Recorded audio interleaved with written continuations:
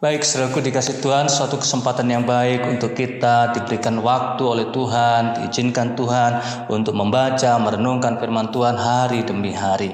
Dan hari ini mari kita kembali membuka Alkitab kita dalam Lukas pasal 1. Nanti Bapak Ibu semua boleh membaca ayat 67 sampai dengan ayat yang ke-80. Lukas pasal yang pertama ayat 67 sampai dengan ayat yang ke-80 dan saya akan baca ayat yang ke-67 dan ayat 68. Dan Sakaria ayahnya penuh dengan Roh Kudus lalu bernubuat, katanya, terpujilah Tuhan Allah Israel sebab ia melawat umatnya dan membawa kelepasan baginya. Dalam ayat 67 sampai ayat 80 adalah dapat dikatakan sebuah pujian nubuatan yang diucapkan oleh Sakaria. Dikatakan di ayat yang 60 tadi bahwa Sakaria dipenuhi oleh Roh Kudus dan Sakaria mulai bernubuat. Sakaria memperkatakan perkataan firman yang akan terjadi di hari-hari ke depan. Dan Allah berbicara melalui Sakaria ini tentang lawatan Allah. Sehingga kita baca tadi di ayat yang ke-67 bahwa Allah melawat umatnya. Allah melawat umatnya. Coba saudara baca sekali lagi Lukas pasal pertama ayat 68. Terpujilah Tuhan Allah Israel sebab ia melawat umatnya dan membawa kelepasan. Nubuatan ini berbicara tentang lawatan Allah yang akan Tuhan kerjakan atau kedatangan Allah melawat umat manusia. Lawatan Allah untuk menyelamatkan umatnya. Dan saudara dikasih Tuhan, ini memang sebuah rencana Allah yang dari awal bahwa Allah berjanji, Allah memberikan firman, Allah memberikan rencana untuk penyelamatan umatnya dalam lawatan ini. Dia berjanji kepada Abraham, dia berjanji kepada nenek moyang orang-orang Israel.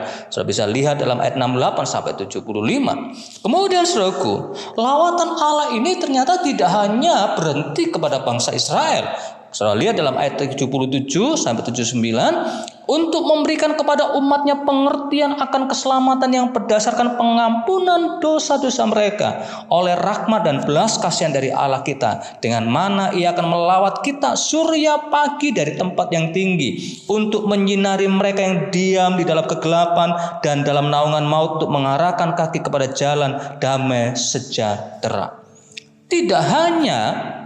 Tidak hanya berhenti kepada satu bangsa, tidak hanya membatasi satu bangsa, tetapi ini berkembang untuk semua umat manusia. Dan tidak hanya berbicara tentang berkat secara jasmani buat orang Israel, tapi juga berbicara tentang hal yang rohani, tentang penyelamatan dosa, penyelamatan dari dosa, pengampunan dari dosa, kelepasan dari naungan maut, anugerah kasih karunia untuk menikmati damai sejahtera Allah.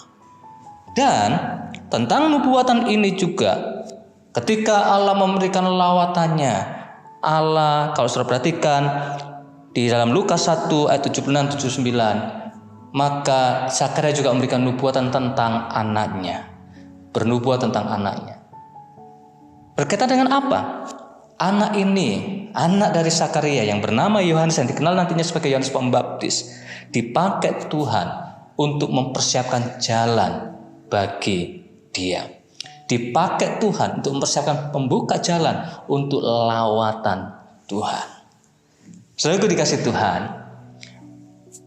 ayat-ayat yang kita baca ini seringkali kita dengar pada saat perayaan Natal. Nah, hari-hari ini kita juga mempersiapkan diri akan hal itu. Tidakkah saudara dan saya rindu dipakai Tuhan untuk mempersiapkan jalan bagi Tuhan, mempersiapkan jalan bagi lawatan Tuhan. Tidak hanya sekedar untuk mempersiapkan sebuah perayaan Natal, tetapi sungguh-sungguh mempersiapkan diri untuk lawatan Allah bagi umat manusia. Saudaraku, percayakan hidupmu sama Tuhan dan biarlah Tuhan membentuk saudara sebagaimana Allah memakai Yohanes Pembaptis untuk membuka jalan. Karena sesungguhnya ketika saudara dan saya percaya, menyerahkan hidup kita kepada Tuhan, menerima pengampunan dari Allah, Tuhan juga sedang mempersiapkan diri kita sebagai alat mempersiapkan jalan bagi Dia, mempersiapkan jalan, membuka lawatan Tuhan. Saudara dikasih Tuhan, jadilah berkat dan mulai berdoa, bersyafaat, dan jadilah berkat bagi banyak orang untuk lawatan Tuhan. Tuhan Yesus memberkati saudara semuanya. Shalom.